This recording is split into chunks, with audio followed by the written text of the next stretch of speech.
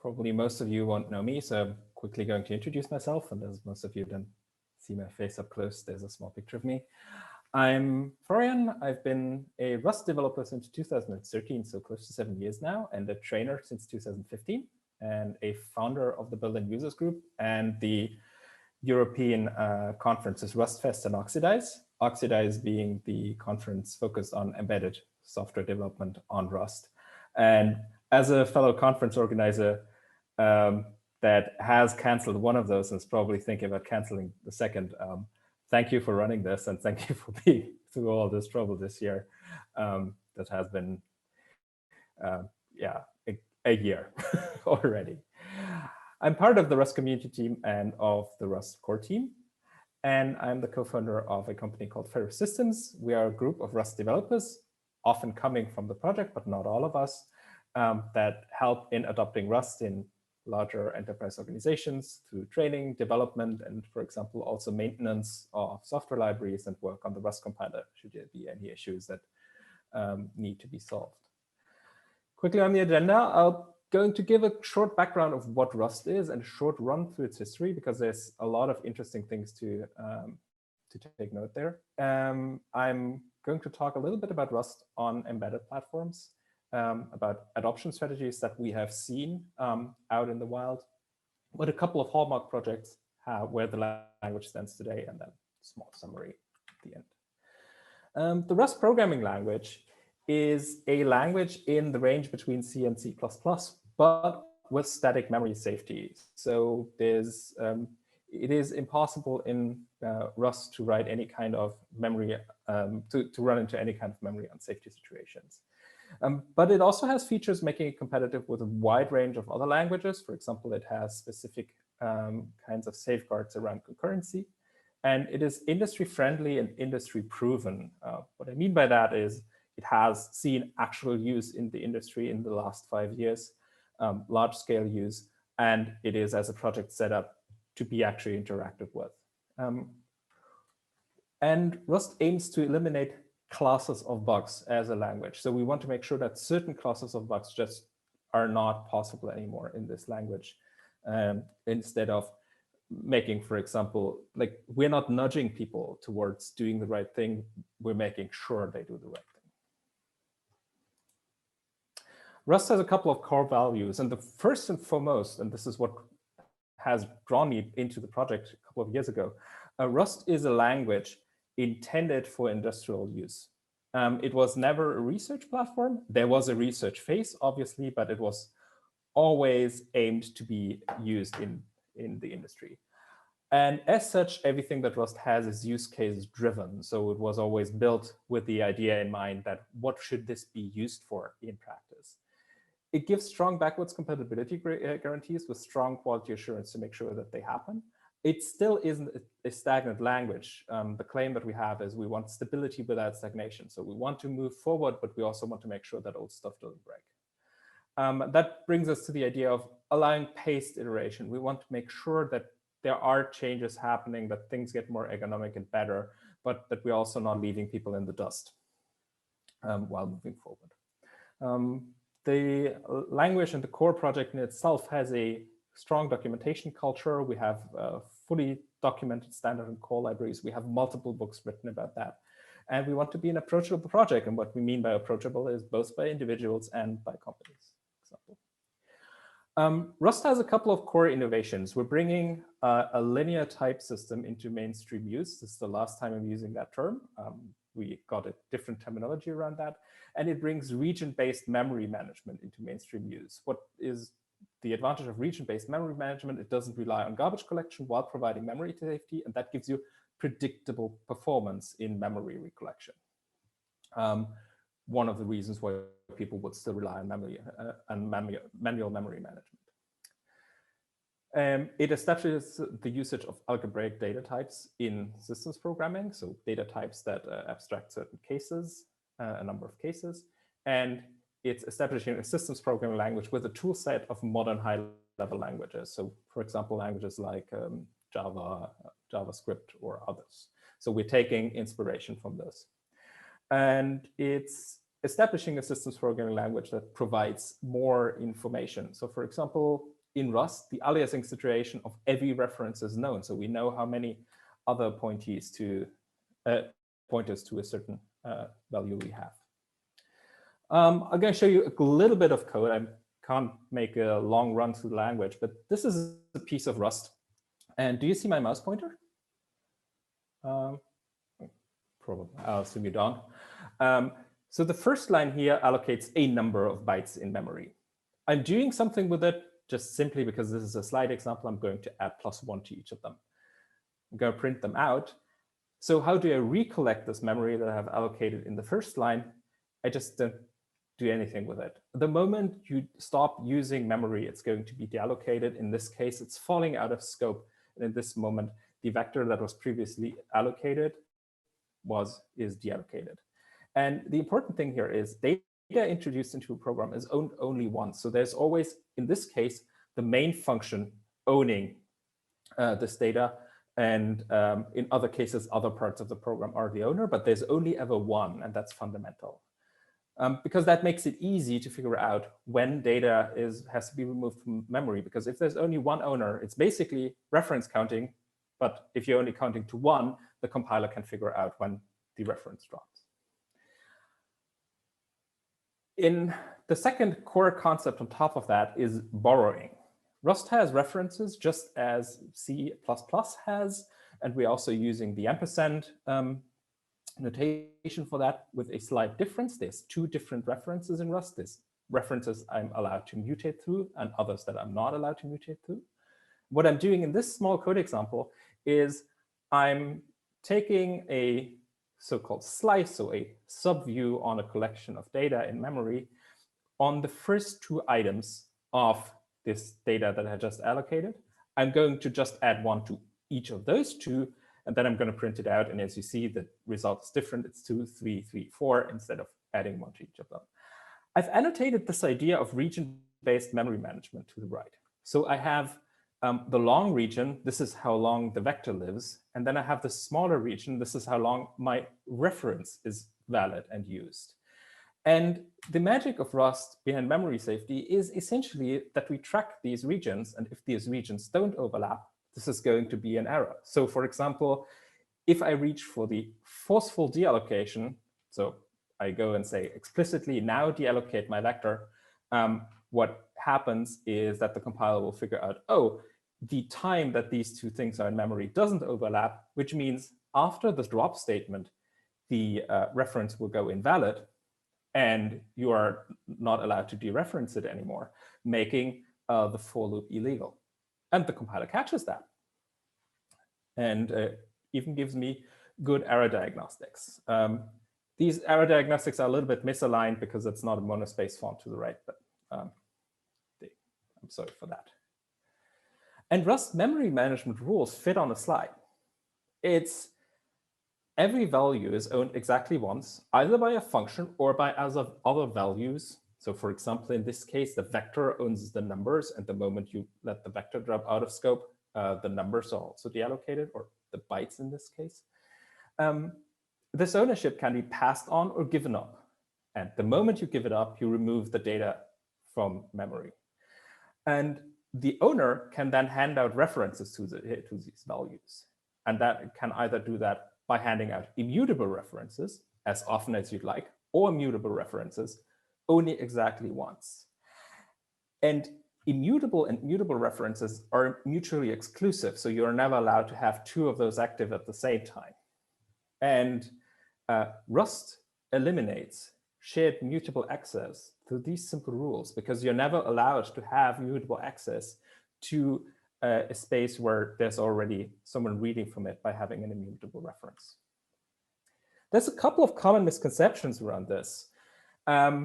This process called borrow checking in the lingo of the Rust language only applies to the heap. All my examples have been using a heap. This is actually not the case. Borrow checking is general, even in the sense that Rust as a language is not at all aware of the existence of heap memory. vector in this case, as a heap allocating type, is a standard lib type that knows that there's a memory allocator and can memory allocate. But from the perspective of the language, it just behaves as every other type as well. And that this ownership concept is only for memory management. And this is also not true. Ownership models ownership of any kind of resource, which can, in one case, be memory, but also, for example, kernel handles. I open a file, I need to close it at some point. When do I close it? The moment I let it drop out of scope. It is even used for example, handling interaction with devices and ownership, for example, of volatile data, volatile memory locations. And when I was talking about Rust has concurrency safety features, Rust eliminates shared mutability. So it allows mutability. It is not a functional language in the sense that it, for example, says memory is semantically immutable. It allows you to directly manipulate and point to memory. But for example, through that rule that there can never be a mutable reference and an immutable reference at the same time to the same memory allocation, if you look at this function and you're an experienced Rust programmer, like beginner level, then you can immediately deduce from this that buffer and data cannot be the same, because that would be a violation of the mutability immutability rule. And Rust has a pretty interesting split. There's safe and unsafe Rust. All that I've been showing is so-called safe Rust. Safe Rust has absolutely no undefined behavior, also in numerics, like for example, number overflow is always well defined and all of these kind of things. It has absolutely no illegal memory accesses. It has no null pointers, for example. It has proper checking against data races. It's impossible to build data races. But that sometimes you do need to mess with things, especially external things, like hardware. And Rust has an unsafe sublanguage that allows you to exactly do those unsafe things. There's also a misconception about that. The unsafe sublanguage does not put any of the safeguards off. It does only allow you to do a couple of additional things. So for example, dealing with raw pointers, calling into foreign code because we can't say anything about foreign code and about its safety properties, calling already known unsafe functions. So for example, raw device or memory access. Our QA engineer has made a good statement about this. Safe code means you can take better risks. We're constraining the places where you can do unsafe stuff, and we're annotating them so you know where to look, where the unsafe stuff happens. We're pragmatic around the case that there will always be some amount of unsafe coding happening. Just to give you a short feeling around that, on a code base of 100,000 lines of code, we're often talking about like 400 to 500 lines of unsafe Rust. And that's pretty often in device interaction, something like that. Application level coding is usually fully in safe Rust. And to orient Rust a little bit around C and C++, because those are two obvious competitors, the interesting thing is that Rust lands between C and C++, and I think that makes it pretty teasing for organizations that, for example, find C++ too heavy, but C sometimes a little bit too bare bones. It is a function and data structures language like C. So we only have primitive types and combinations of primitive types in memory. But on the other hand, it is a generic language like C. So you can easily write functions that are generic, for example, over all numbers or things like that, or collections that are generic over all data types that you might want to store in them. We have error management, on the other hand, that works to values. We don't rely on exceptions like you would do it in C, but with some additions through the type system that Rust gives you. And Rust's memory management is very, very similar to our II practices from C++. So resource acquisition is initialization, but is basically based into the language has that completely baked in. So we compile time check and validate that. So we're pretty much standing on the shoulders of giants there. We're taking a lot of practices from previous systems programming languages and encoding them in a new fashion. And a little bit of Rust history. I'm not going to run through all of this, but a couple of core points. Rust is actually started in 2006 as part of a personal project, and then in Mozilla Research as part of an experiment to write a better and safer browser engine. And that's quite interesting. That means the language was always used for a piece of software and not just to invent a programming language by itself. It initially developed in OCaml. So if you see a lot of ML influences in Rust, that's where it comes from. It's based on the LLVM, though I have to say, nowadays you don't only need to use LLVM for code generation, you can also use backends. First public announcement was in 2010, public release was in 2012. The interesting thing about the public release was it was released almost to the same time as Go was released in March 2012. And the big question that we had back then was, well, who needs Go but from Mozilla? So it had a runtime, it had a garbage collector, and basically that set us on the path of, okay, probably we should do something else. The first release was on May 15th, 2015, so the language is roughly 5 years old nowadays.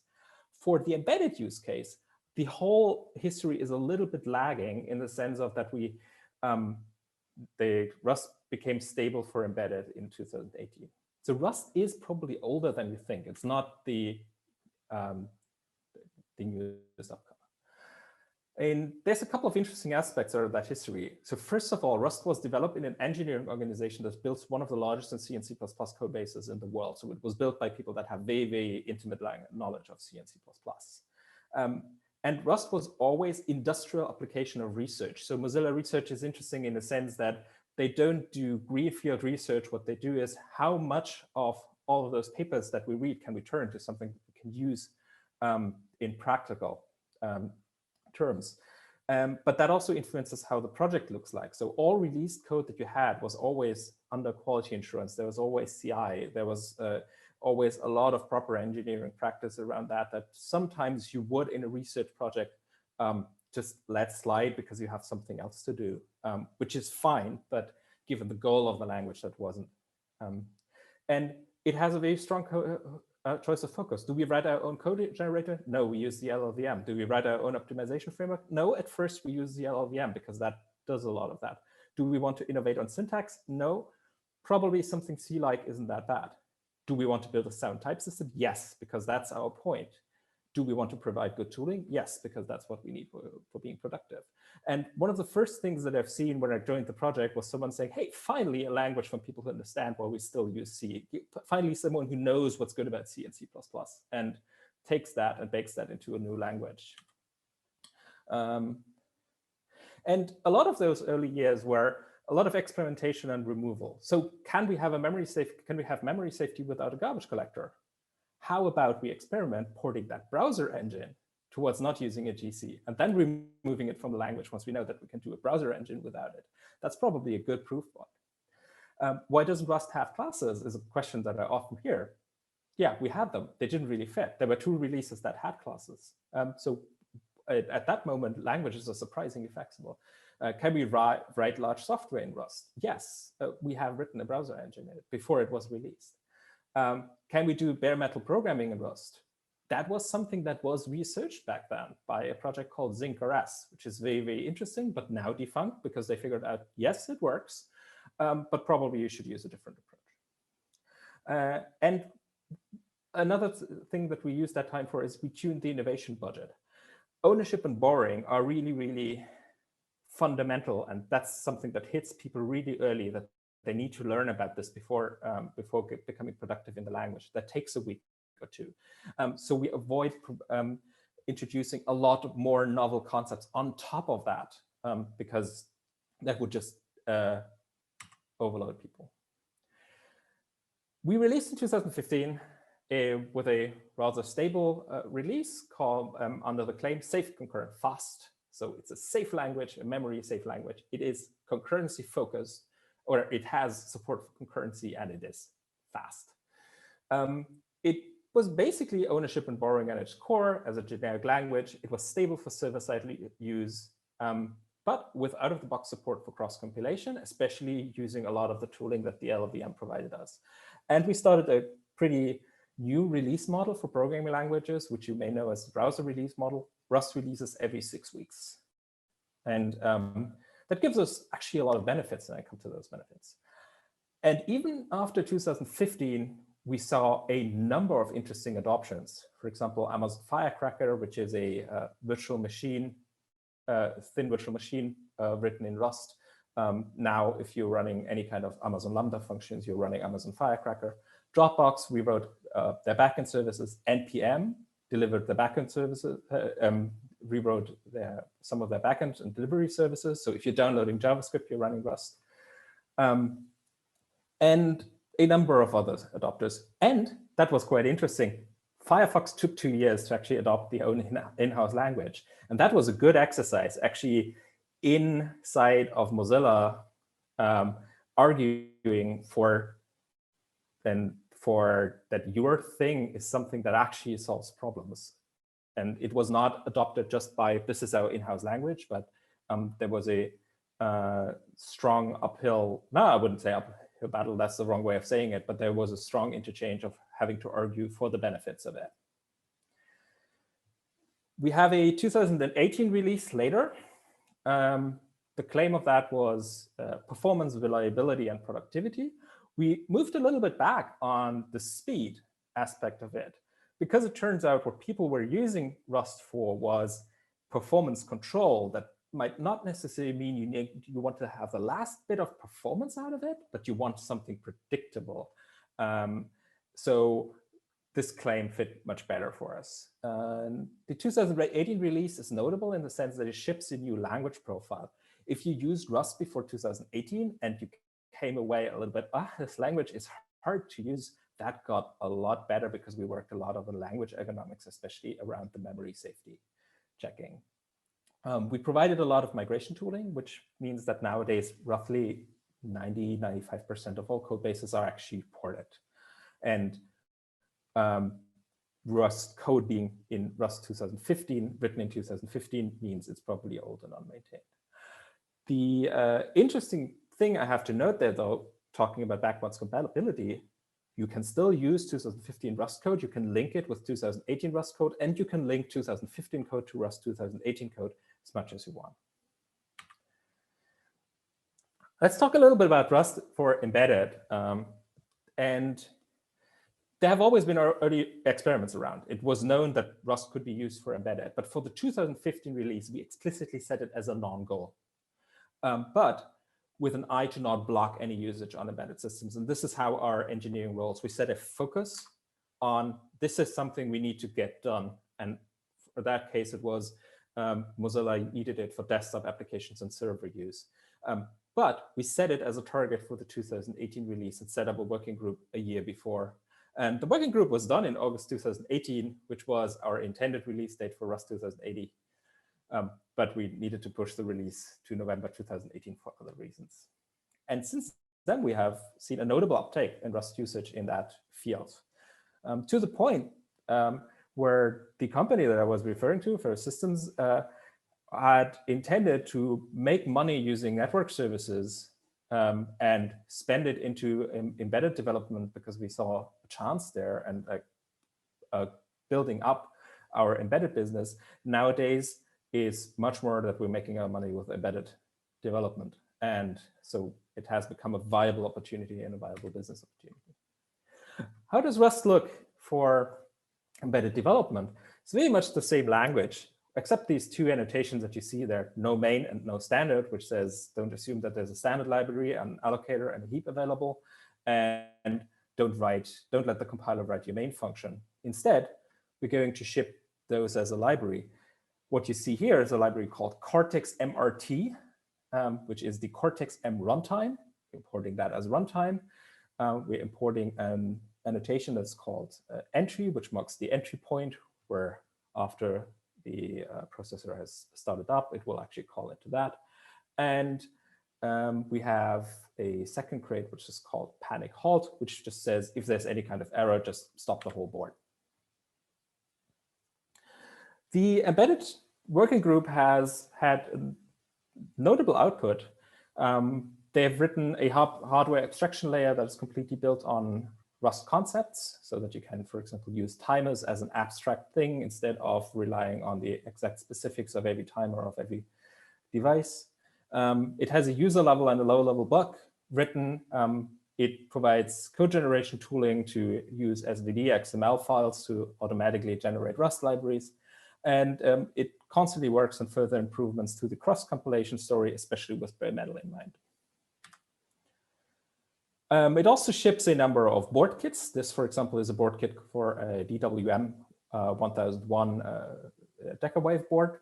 And the way that works in Rust lingo is you import another library. I've skipped that. So DWM. And in the first line, you say, I take the board. This is the ownership thinking. I take ownership. This part of the program takes ownership of the complete board and then takes ownership of one of the timers, then makes an LED blink in the loop. Goes even as far that Rust as a language has an async await-like concept that usually is only present in languages like .NET and JavaScript, but builds that in a system programming language fashion, in the sense of it is a different mode of code generation. In this case, something that allows you to, for example, wait when you're sending stuff to a UART, you wait for the sending to happen so that DMA actions can happen in the background. But that does not require runtime. You can support your own runtime. You can let the hardware be the runtime, in very much in difference to, for example, if we're using something like JavaScript. So I'm going to skip on tooling a little because I'm running late. The Rust has a very gradual adoption strategy. And every organization where we see Rust successfully adopted, it's never by let's rewrite that all. It's because Rust is a systems programming language, you can easily call into C, and you can easily have C call into Rust. And that allows you to gradually replace components. So for example, identifying a part that is currently problematic, evaluating if that plays to Rust's strengths, and then use Rust there. It is important for any kind of adoption that your first project is non-critical and well understood technically, because otherwise there will be so much pressure on the team that they cannot properly experiment, which is bad for adopting a new technology. I'd like to highlight a couple of hallmark projects in the space that we're talking here. One of the things that we're involved in is Occlusion Armistice. Armistice is a programmable platform for running security-sensitive applications and provides access to cryptographic keys stored on a device. So it makes it easy to separate the security-critical parts and the application code. It's currently targeting the F-Secure USB Armory, which is a Cortex-A, but usually those USB armories are shipped with an embedded Linux, but they would like to skip the whole embedded Linux part because they want to make sure that you can run this whole thing without an operating system and all the bugs that an operating system brings with it. Amazon Firecracker is interesting. It, as I said before, a lightweight virtualization system powering Amazon Lambda. There's a whole embedded operating system that's built for running multiple concurrent, mutually distrustful applications in low memory and low power microcontrollers. And what I find interesting about it, it started development pretty much when Rust 1.0 was released, and it was a research project for 1 to 2 years, but it's now used heavily, for example, in Google OpenSK, which is a FIDO2 authenticator token that is built for token application that is built for an Nordic NRF52 based devices. Rust today is a 250 people project. It's 4 times the most loved language on the Stack Overflow survey. We're waiting for this year. We hope we can make number 5. And as a project, it's split over working groups and teams. It's very much built for making open source work happen. That is very, very different for if you're used to a company organization structure. We have multiple teams. You can see a number here, core language, libraries, and all of that. Event support. We have a team for event support, and that just has saved us because we had to help for events and shutting down structured. So we're still a very lean project. You can be involved in the project from anything between 2 hours a week or 40 hours a week, depending on how much you like. We have very high standards on quality assurance. We always have a clean master. So if you pull our GitHub, it will always build on all platforms because it's CI tested. We run CI before merging to master. We don't run CI on master. It has industry standard security practices. We have no infrastructure access to anyone who doesn't need it. We have 2FA everywhere, things like that. We do not ship unfinished things. If you download the stable compiler, everything that the stable compiler will compile is stable. Otherwise, it will say, this is an unstable feature and I refuse using it. We have a number of interesting checks and balances. For example, the core team, which I'm in, has no technical power at all. I am not allowed to tell people what to do. We are a steering committee. New features need sign off by, for example, a release team. So for example, the compiler team or the language team cannot push changes past the release wardens. And this is where the 6 weeks release cycle helps us a lot, because that keeps the cost of blocking low. If you miss this week's release, there's going to be the next one in 6 weeks. So that makes it easier to tell people, no, this is not getting in. And we do a lot of collaboration with vendors. For example, currently collaborating with ARM for even upping the quality assurance for ARM devices. And one example for what we do, if we are not sure if a fix actually breaks code and it's hard to assess, we're radical about this. We download all the code that we know about, build it, and check it for regressions, which is a 3 days process. So the build run is run for 3 days, and then we check, did the version before that change build as well as the version after this change? And Rust is also an innovation driver. Rust has inspired Swift, and Swift has inspired Rust. Our tooling is seen as a reference that people live up to. I haven't covered the tooling, but our error messages and diagnostic systems are seen as top of the class, to the point where GCC 9 error messages are clearly very inspired by ours, and we're very proud of others adopting our practices and making life better for everyone. And we have a governance structure that does diverge from either design by committee, but also from benevolent Dictator for Life, where just one person is responsible for the whole language, which gives us a certain kind of organizational resilience. So by and large, Rust improves other languages and the ecosystem as well. The way we try to do to improve Rust currently is the next logical step for us as Fair Systems is enabling Rust in the safety critical space, because a lot of the things that you need for safety critical space have not been fully done yet. For that, we have an initiative called Sealed Rust to qualify the Rust language and compiler for use in the safety critical domain. I cannot go into detail on that, but there's 2 blog posts that talk about that. And in 2020, Rust is here to stay. Rust has crossed the threshold from individual projects to organization-wide adoption. By the end of 2019, Ryan Levick for Microsoft keynoted Rust Fest and said, we are adopting Rust. It's not we are thinking about adopting Rust. No, we as an organization are adopting Rust. And that happens in a lot of other organizations currently now. All major players that we know of now have substantial Rust code bases. And it has become a general language of choice for startups in fields where it's interesting, and also in embedded. And we'd like to make it a pleasant stay. So if any of this has raised questions, interests, or whatever, please get in touch with me. You will find all my contact on the slides. If there's any kind of business to project inquiry, I can highly recommend talking to the core@rustlang.org email, because the second thing that we post us is also a known group of trusted people. So we're not allowed to talk about that. I'm not even allowed to talk about that in my company, for example. And with that, I would like to hand over to Robin.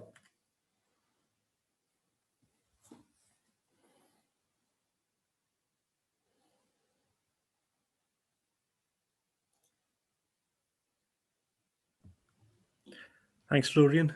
Can you hear me? Yes. Yes. I can hear you. Cool. Just a second. Do you guys see this?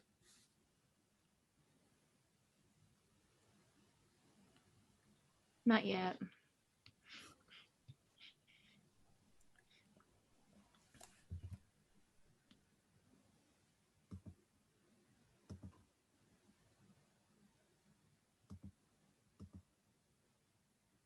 Any luck? Yes, now we can. Awesome. Right, conscious of time, I'll try and just zip through this. Yeah, so this segment of the presentation is about what we're doing at ARM with Rust, what we like about it, what we perceive as gaps, and where we want to take it in the future. So a bit about me. I work in ARM's open source software group at Cambridge.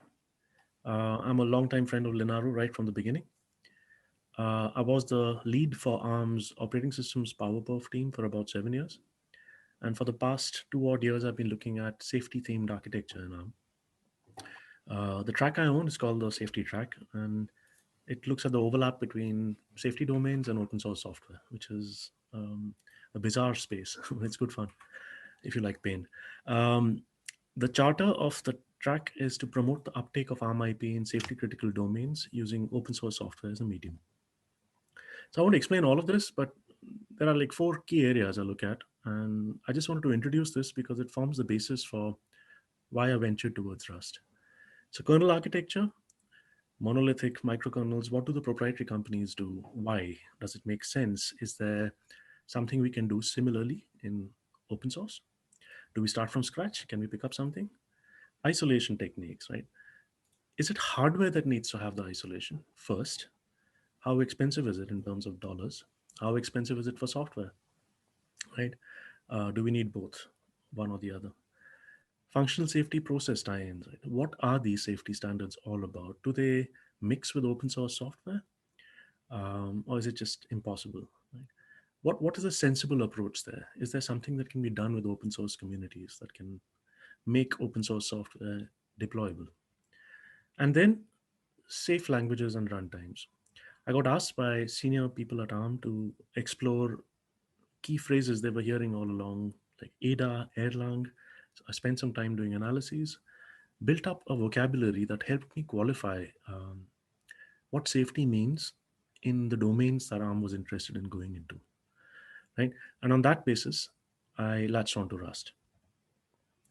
Now, basically, there was this like aha moment I had where I realized that memory safety is actually one of those things that underpins many industries, right? And it also completely, like the emphasis on memory safety or lack thereof completely trashed my kind of upcoming vision back in the day. So I make it a point to kind of like shout from the rooftops and tell people who are programmers that they should be paying a lot more attention to memory safety. When I started using filters to try and choose programming languages, tools, anything, I made sure that memory safety was one of those filters that made it a yay or nay decision for that tool or that language, right? So what is it? Just reiterating and emphasizing that it's a state of being protected from various software bugs and security vulnerabilities when dealing with memory access, such as buffer overflows and underflows, dangling pointers, use after free, take your pick. People don't realize how prevalent this is, right? So this is a slide from friends in Microsoft Research. They're talking about the Microsoft ecosystem over here, but you can go to the CVE repositories, the public ones for most software, and you'll find fundamentally the same trend, right? 70% of memory safety related problems are behind any reported exploit. Now, ARM invests heavily in hardware, instruction set architecture, evolutions to make everything more secure. But the point behind this slide is this is hugely prevalent. And what people don't realize is that many things have evolved to try and cover the gaps opened up by the memory safety issue.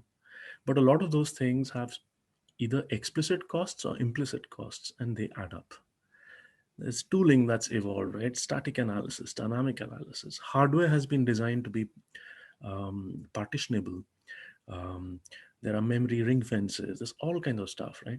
Software development standards, ISO 26262. It's about making sure that the quality of software is okay. It's performing to spec. It does not have an inherent bug. Guess what? A lot of the bugs they speak of in very abstract terms are actually memory safety related. So my point over here is that memory safety is at the root of a lot of extra cost. Right? It's hard to find people who understand the processes, the certification standards, who understand how the assessors think. People try and add language extensions to kind of to try and work around this. It's a different culture. It's very expensive. Now, where does ARM come into all of this? Well, as we all know, ARM is everywhere, like everywhere. And that's not a nice place to be for ARM from a safety and security point of view. So we're constantly looking for better options for our partners. And I started looking for technically sound options which had the right attributes for safety security. And I found that Rust has many of those attributes. So on the language spectrum, this Florian already spoke about this, right? So if you use a kind of subjective definition of high level languages and low level languages, Rust kind of lands somewhere in the middle. I won't go through all of these details, right? But fundamentally, you have more control with low level languages in terms of code and data placement. You have like the potential for deterministic execution, the potential for getting wire speed out of whatever hardware you're tickling, right? But you have a very restricted programming environment. You don't have access to lots of bells and whistles typically.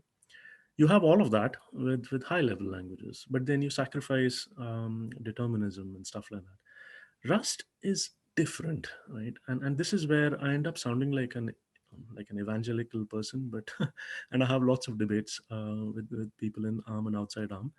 Um, I was the C guy who was saying, "Oh, here's another language," right? But actually, Rust ends up being a language that gives you the kind of speed envelope, right, associated with C, C++, but with the kind of capabilities with modern, more beefier languages like C++, but expressiveness like the high level languages. Most critically, it gives you memory safety at compile time, which I do not believe any other language paradigm has provided thus far. Not one. So that's great, but what does that really mean? Can you contrast these languages? And that's really hard. But I tried all the same. These numbers are borrowed from the infamous computer language benchmark scheme. They're taken on an x86-64 host. I'm getting numbers out for AR64 hosts as well. Haven't finished that yet. First pushback everyone has is, oh, you're using micro benchmarks. I won't talk to you. But hold on. I mean, it's hard to find a collection of algorithms that have already been implemented idiomatically in a whole spectrum of languages. This is the one resource I found. And don't forget that micro benchmarks actually are the first port of call for processor designers and IP designers, because when you're running at 10 kilohertz in an RTL simulation, you can't run Linux or Windows there, right? So there's value here also in that. And actually, if you look at it, these are all the benchmarks that are modeled inside the computer language benchmark scheme website. The links here. Rust is quite compelling. I wanted to put in something other than a micro benchmark, and what I found was the Tech Empower kind of web server framework shootout. And there's this thing called Actix, which is written in Rust. It basically wipes the floor, right, with all the others, written in other languages. Is that a strong endorsement? Not really, but you know, you can't ignore this. So there are criticisms, right? There is an initial learning curve, especially when you grapple with the compiler and the memory safe checks, right? Compilation times are pretty high. This is all being worked on. There are some problem use cases where it just doesn't fit well today, right? Like GUIs. But there are always kind of mixed opinions. ABI stability, Rust affords to be nimble while at the same time being backwards compatible. But then ABI stability is one of those aspects that gets affected. There is no ISO style language spec like you have with C or C++. Now, all of these are areas where there's work underway to fix it. For ARM, the Rust community has worked on a class definition and a policy for classifying different architecture-specific targets in terms of support. So there's a tier 1, tier 2, tier 3. AR64 targets are not tier 1 yet, right? So that's a gap. Now, what do we want to do at ARM? Now, this is a highly stylized view of pretty much any typical stack of modern software. It doesn't make sense to rip out everything and rewrite in Rust for all of the reasons cited previously. But there are certain foundational aspects like secure firmware, bootloaders, hypervisors, which are so much in the hot path of safety and security that it does make sense to actually consider in part or outright rewrites. So I'm helping find ways in which we can work with the Rust community and businesses peripheral to the Rust community to come up with these three layers done for Cortex A, Cortex R, and Cortex M processor profiles. Some of this is already underway, some of it is in the offing. In the future, this is the sequence we're going to follow. I'm working with the core team, the Rust language core team, to implement a CI loop, which is one big blocker for the tier one categorization. Once we've attained that, I will be working with Andre Richter's excellent Cortex A crate, adding abstractions there for MMUs, gigs, etc. And then that unblocks in a standardized way the implementation of firmware for Cortex A, a bootload story like the excellent Overboot project, and what I believe is really important, a type 1, at least partitioning hypervisor in Rust. That's an open question right now, and I'm happy to discuss options and ideas over there. We're also working on getting support for ARM SIMD intrinsics into the Rust language. This is also underway. Florin mentioned sealed Rust. That's hugely important.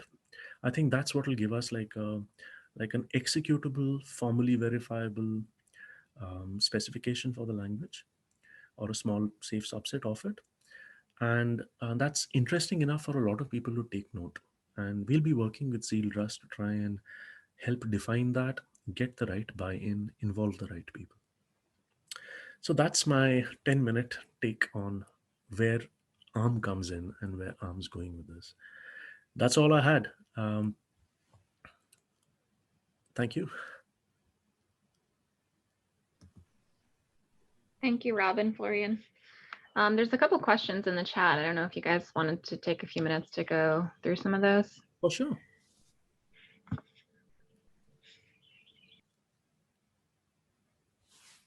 Sorry, are those available in the chat window, or? Yep, if you open, do you have the chat, the Zoom webinar chat open? I don't seem to see it. Florin, do you?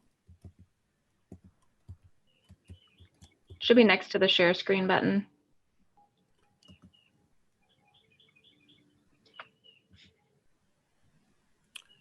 Oh, Florian, I'll unmute you. Turns out if you mute yourself, you mute it forever. Okay, there was actually a question, any virtual Rust events, meetups, workshops upcoming? There was actually one last Friday, which as I run the Oxidize conference, we did something called the Oxidize 1K, 10 speakers, 10 minutes, 10 euros, like every talk 10 minutes, not the whole event. And that was really good. There's other events, like all other events have now basically committed to have an online component or fully go virtual. So RustFest has been pushed back. It should have been in June, and the Netherlands has disallowed all public gatherings until June 1st, and it was planned for June 6th. And that will probably have a component there. I can highly recommend going to oxidizeconf.com for following like the embedded news there. Yeah. There's a couple of other questions there if you want to have a look at those, Florin. What's the smallest microcontroller that Rust can target? So I have to admit, I studied embedded development, and then I built CDNs for a while, and then I moved back into embedded development. I'm going to come back to you with that question later, but tiny. Our goal is everything that C runs on. In the end, what you can always do is you can do away with all the conveniences of the language, not use generics for binary size and all of these kind of things. And there's always attempts to build Rust programs that are as small as C programs. So yeah, pretty often the biggest problem that we pretty often have is because our main code generator is currently LLVM. The question is always, does the LLVM support this particular piece of hardware? That's the biggest problem. And if not, you have to write a target. Worst case, you have to write an LLVM target for it, which is its own share of load. Although the LLVM project has become much better at integrating those targets, but also what you need to bring is maintenance guarantees. So they won't merge anything where they're not sure that this will not be a code dump. It's the biggest problem.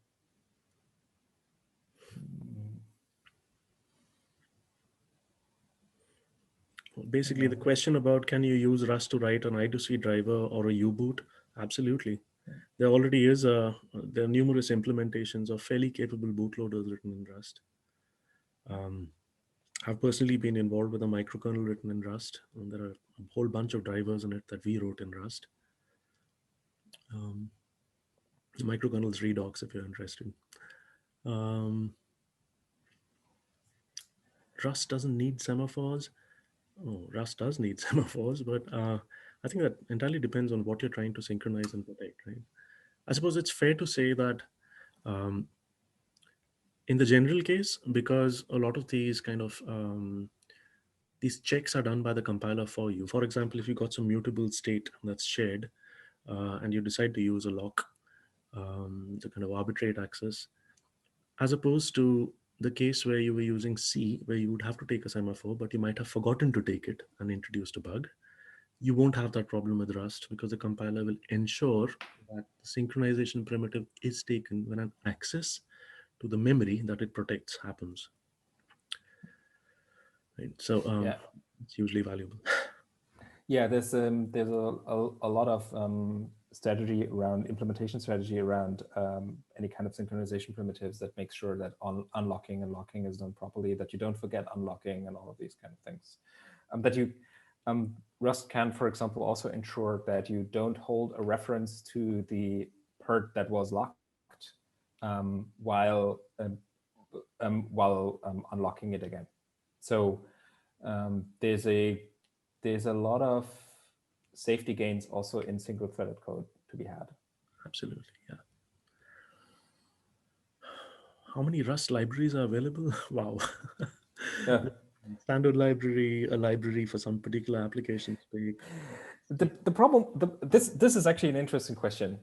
There's tons of Rust libraries available. We're talking 50,000, 60,000, something like that. But if you talk to, the question is always, what's your frame of reference? If you're comparing that to, there's a nice website that gives you graphs for all the package managers, and in the systems programming language space, Rust is the leader. If you click on JavaScript, all lines are flat. The interesting thing is which area. It's given that the language is 5 years old mostly, and the real industry adoption, the big industry adoption has happened roughly around over the last 3 years. It may end up that some areas have huge gaps. So for example, AI is completely dominated by TensorFlow currently, and no one's got the money and the investment to write something equivalent to TensorFlow. On the other hand, everything that has to do with XML parsing, rendering, and whatever is really, really in a good shape. Why? Because our initial project was a render engine. So, and everything that has to do with C and C++ integration is also in a very, very good shape. Why? Because Mozilla has to do that all the time for Firefox.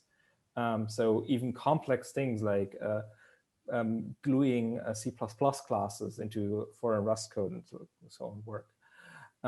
For embedded, especially, it's basically depending on how easy the board is to work with. A lot of the things are done by companies and not by the board vendor themselves currently.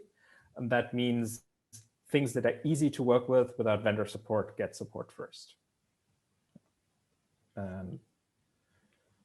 There's another thing which I'm compelled to say. I don't know how much time we have, but one interesting thing that I realized was that as we move towards like a safety and security conscious future, openness and transparency are an absolute requirement, right?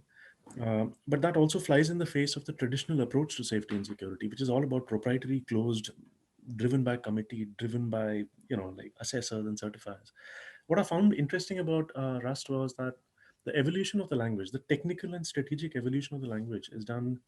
It's done on GitHub. Right? You can create an RFC and say, look, this is a feature which I think Rust should have, and make a strong technical argument or a strategic one. And if it has merit, that will directly influence the evolution of the language. You don't have that kind of power when you're working with C and C++ or any language that I've come across, Uh, which is interesting, right? So I like that because I want to see a future where, like, especially safety and security related software is absolutely open source, and there's no two ways about it. Having the language be completely open is a fantastic way to get that off.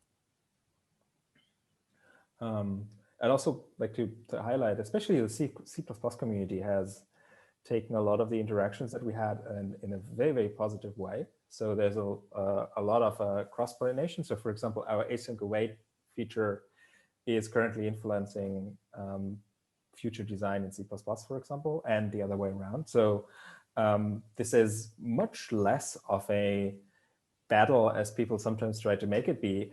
It's from most people that I know that are very high involved in programming language development, it's usually, oh, finally, systems programming is on the table again. So finally, people are talking about my problems again. And this is very much the conversation that I would like to have. And we have an approach to all of these kind of things. Other languages have other approaches. Yeah, I suppose another interesting one, like, so a lot of people would, in my debates inside and outside ARM, they would come and say that you've drunk the Kool-Aid, stop making so many assumptions about Rust. And I was like, please try it out, right? Before forming an opinion, spend a weekend. Just read the book, read a few tutorials, try and write that one program, that command line thing you wrote in C or C++. Just write it, or Python or Ruby. There's something to be said for how approachable it gets once you're beyond the initial curve. Can I answer the last two questions? Do we still have time for that? You're the last session today, so there's no one coming in after you. So yeah, feel free. Okay, good, because I think they're very interesting. So will it make it difficult to standardize the C and C++, thus difficult in the security world? We do have, so first of all, the benefit of having the whole track record of our development open is that there is already a lot of specification. So how should a certain feature behave is in the RFC. What's missing is, and that's what we do that's what was our intention with the sealed Rust project, is taking all of these things and moving them together. It's also not as like we don't care, that plays into the second question, whether Rust has a memory model like C++11. We do not have a fully fixed memory model yet, because due to certain kind of things like borrowing or has a different semantic from just plain references. Rust references have a different memory behavior, not at runtime, but logically. And that means that part of this is a research question, but that research has been happening since 2014 at the University of Saarbrücken. It's called the Sealed Rust Project. No, it's called the Rust Belt Project. I'm confusing the Rust Belt Project, and everyone on the Rust Belt project is actually part of the Rust team. So that's already integrated within our project. So what's missing is the final push to make that into an industry consumable form. And that also means that, for example, borrowing and ownership is logically verified and proven. So there's a proper logical proof that it fulfills all the assumptions that we have. And we have found bugs, like not in the core concept, but for example, a number of standard library types have also been modeled and proven. One of the things very quickly, if you have atomics, Rust has atomics, and if you use variables of an atomic type, you can specify the memory consistency property you want for accesses made to that variable. So you can have, like, you can say, I want a sequentially consistent access, etc. From that standpoint, the memory model that Rust uses is actually the memory model that LLVM affords it, right? I know this because I asked once, and I was told that since LLVM has a view on memory consistency associated with atomics. And since pretty much that part of LLVM has been adopted by Rust for its implementation of atomics, that's essentially the memory model in use today. Exactly. Yeah. And the final question, does Rust recognize threads natively? No, Rust has no idea of a thread. And that's a bit of a brain tease of the language. Is the whole concurrency safety story comes by not allowing, in any case, to be mutable access to a memory location active while there's any kind of reading or other writing access there. And that's as abstract as it goes, but that means we can make sure that independent of your concurrency model or your parallelism model, be it threads or something like that, Rust has no idea of that, but it can provide safety guarantees around this. Rust, for example, understands when a value travels between two concurrent components. And that's really, really interesting because it doesn't know what the concurrent component is. That could be two pieces of hardware, but could be two pieces of hardware on the same board, things like that. That doesn't go like infinitely deep. So obviously there's limits, but the same goes with what I hinted at with the async await syntax, is that the language gives you primitives, but you need to fill them in. And that gives you the freedom of choosing how you fill them in. For example, in the case of a concurrent program, what does trigger, like basically this await syntax says I'm waiting for the completion of something. How do I get notified of completion? Either the kernel calls me on Linux, or a piece of hardware triggers, a timer triggers, and that wakes me up. And that's all possible in that model.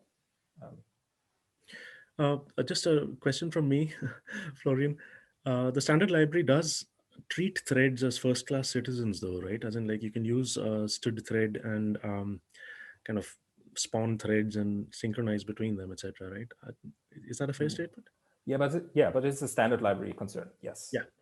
And the standard library language, but part of the standard library. Yeah. Yeah. What kind of non-designed security bugs can you introduce despite using Rust? All of them. That's a good question. First of all, you can always trigger a compiler bug. Like, the Rust compiler is not perfect. It's pretty hard to trigger compiler bugs, but but that's with any kind of larger system. This is also one of the reasons why compiler bugs explicitly ruled out from backwards compatibility. If there's a soundness hole in the type system, this is considered a bug and will be fixed in the next version, even if your code doesn't compile anymore. We did run something called the how's it called? These kind of contests where you try to sneak something into a program. Like a Trojan? Oh. Yeah, no. Yeah, I had the name yesterday, but forgot it today. And we did run a contest where you were all bets off, and you were encouraged to build a security problem into a backdoor into a Rust program. It turned out that a lot of people found it very hard to do so, but one of them actually did so through an implementation bug in the standard library.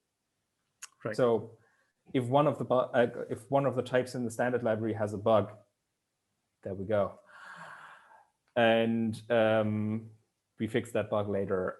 Another one actually used our infrastructure to ship a configuration payload. I think Raghu might be, but it's pretty hard. Yeah, I think Raghu might be angling for Rust is cool and all, and you made a strong case for how it really helps safety and security. But what if there's a kind of like a design decision that was wrong, right? Or the logic was flawed in some way? Is there a repository of information about typical logical flaws in software construction, and how does Rust stack up in terms of trying to prevent them? Or at least that's my interpretation of his question. Okay. Okay. There's a repository around that. One of the problems being, and this is a pretty clear problem, unsafe Rust is not C. And that means Rust has, for example, different kinds of undefined behavior when we're talking about unsafe Rust than C has. So pretty often a problem that we see is people making assumptions around pointers, assuming that they know how they behave and know how they, and without having proper knowledge in, for example, how Rust references should behave. So on the edge of unsafe to safe Rust, you need a thorough amount of knowledge about the language itself, and it's how should I say? It sometimes looks like something else. Like it's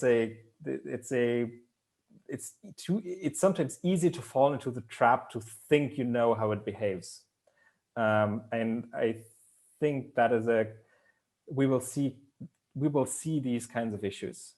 I think Raghu makes an interesting point, though. Again, I'm just like conjuring this up, but I assume this is what he meant. Basically, there is a case for somebody recording what are idiom, like, anti-patterns in security software design, right?